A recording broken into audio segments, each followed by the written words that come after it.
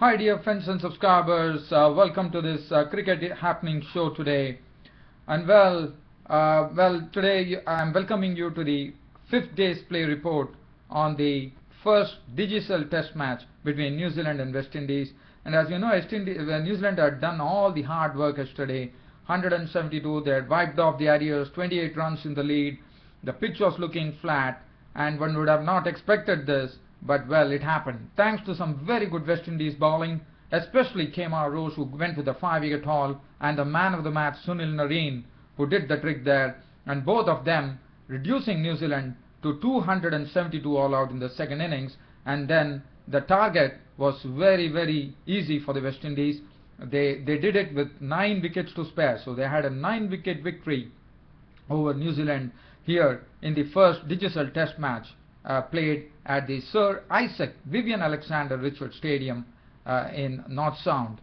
And 102 for 1 was the final score for West Indies, with Chris Gale making an unbeaten 64 and Fudadin was not out on 7. Well, one thing that I would like to say here, the Caribbean would definitely be rejoicing on this victory. They would be very happy because, as you know, test wins have been very rare for West Indies. Probably 2 years back, in a span of 2 years, they have won only 2 test matches. One was against Pakistan in Guyana, and they beat Bangladesh.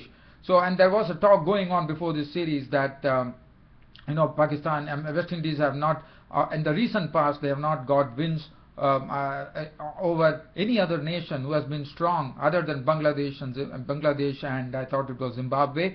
So, but what they did today was that they have beaten the New Zealand. As you know, New Zealand, one can't say that this New Zealand team is a very weak team. It's a very strong team, and one would remember they also beat Australia there in Australia. So one would remember this very well.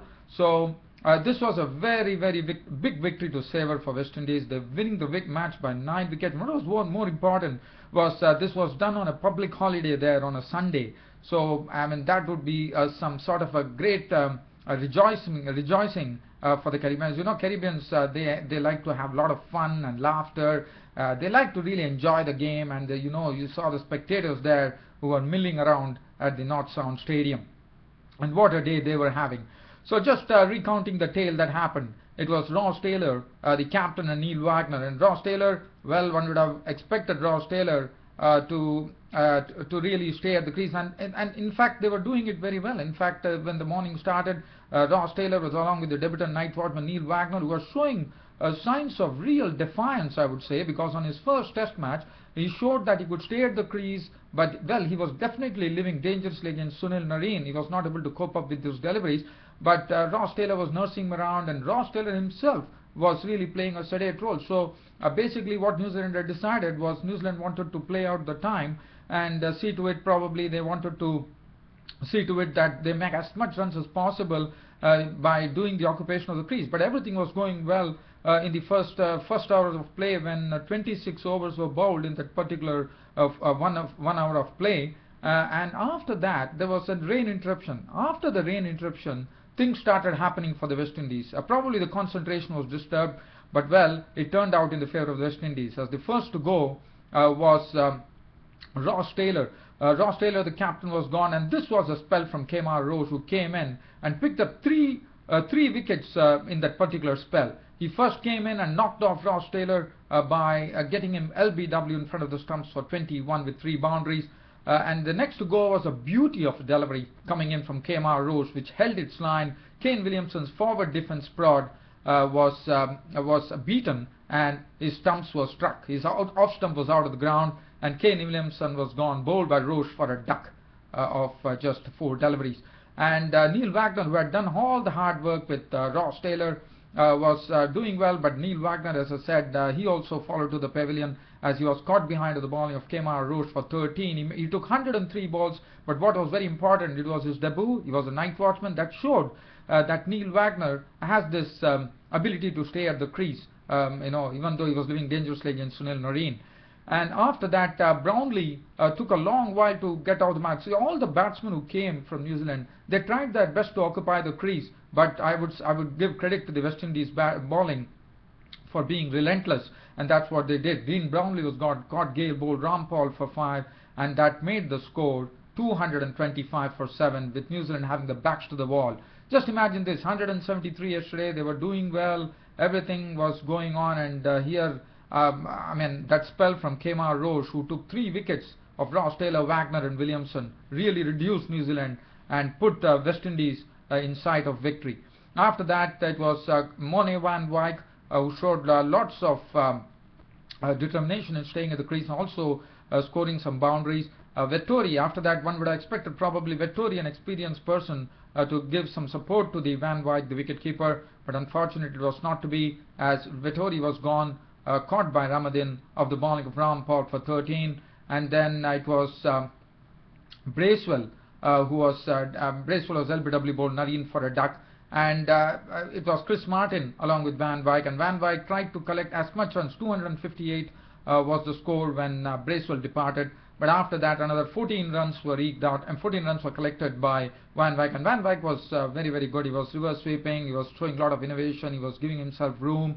Well, he did all his best to gather as much runs as possible, but they could go only as far as 272, as Van Wyk, trying to give room for himself to actually crack Roche through the offside, lost his stumps, and well, Roche had a 5-wicket bag in his name. Roche had 23.2 overs, 4 maiden, 60 runs and 5 wickets, and that saw New Zealand getting all out for 272. Chris Martin was not out on not, and and West Indies were left with a target of 102 to win the first Test match in this digital Test series.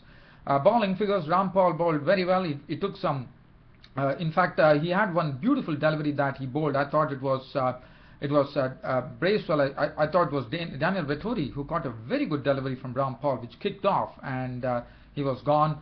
Rampal 17 overs, 3 maidens, 2 for 52, bowled well. Kemar Roche has that 5-wicket back to his name, and another 5-wicket back, so that really shows that Kemar Roche is really becoming the prime strike bowler for West Indies, which is good. Narine, well, what to say about him? In fact, one would have been surprised. I would talk about that later.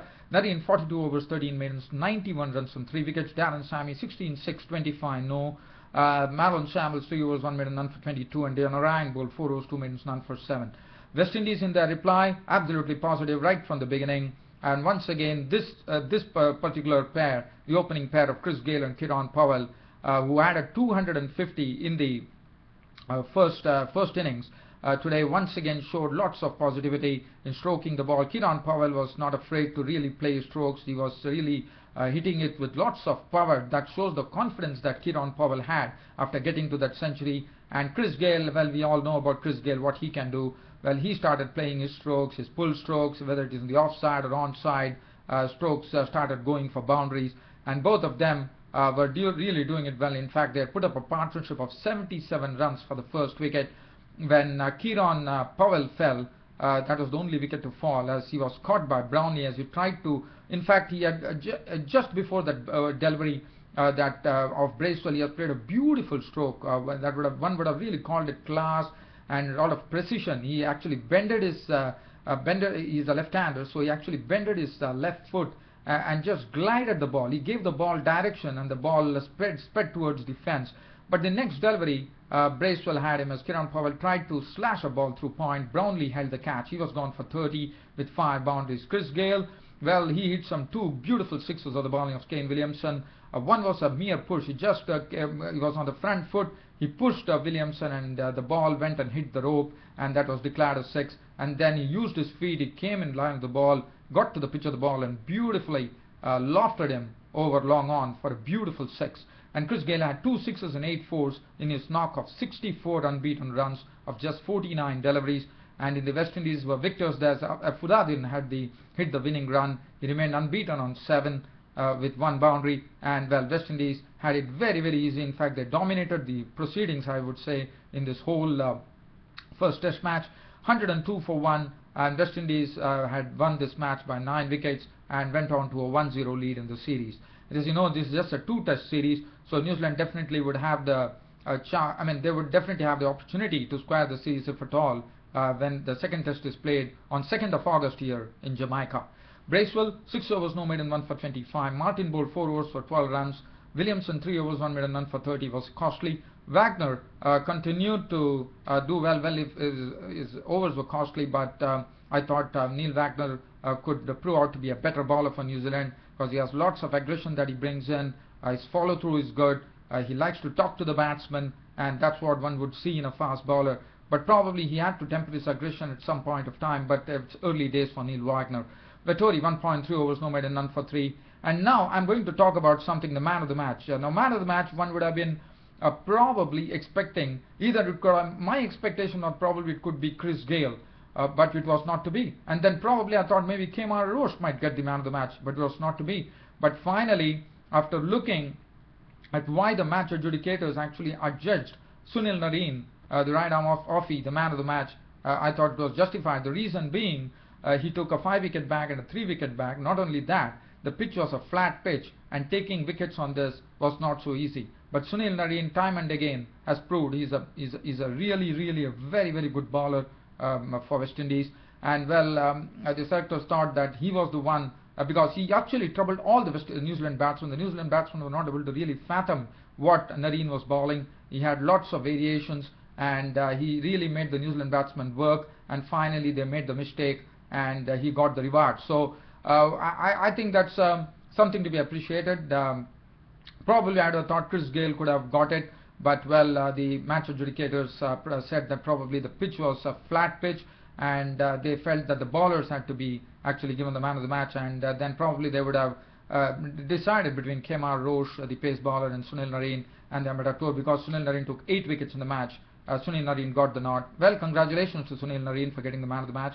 And for New Zealand, well, it's a soul searching as far as the second test match, digital test match, which starts in Jamaica on 2nd of August. They have lots of work to do. As far as New Zealand is concerned, now what they are going to look at, well, I wouldn't say the openers did a fairly good job, Guptill and Flynn. Brendan McCullum, well, he also, Ross Taylor probably as a captain, he could have played a better knock. Wagner was on his debut, was impressive, even though he didn't get lots of wickets on his back. Williamson is one thing that New Zealand need to address, because Williamson needs to get some runs. He needs to show a lot of consistency. Brownlee was a big disappointment. He needs to get it up. Van Wyk was impressive with his batting.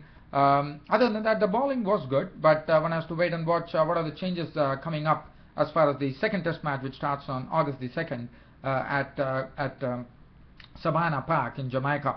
Well, dear fans, friends and subscribers, on this note, I'm ending my Cricket Happening show. Congratulations to the West Indies. As I said, they are doing this after a long time. In the span of 2 years, they had only 2 victories in test matches, and that was one against Pakistan in Guyana, and one was a victory against Bangladesh. So West Indies will be really proud of this achievement. And as I said, West Indies are really going from strength to strength. They really are showing lots of improvement, and that is only going to augur well for them, probably with the World T20 also coming in Sri Lanka.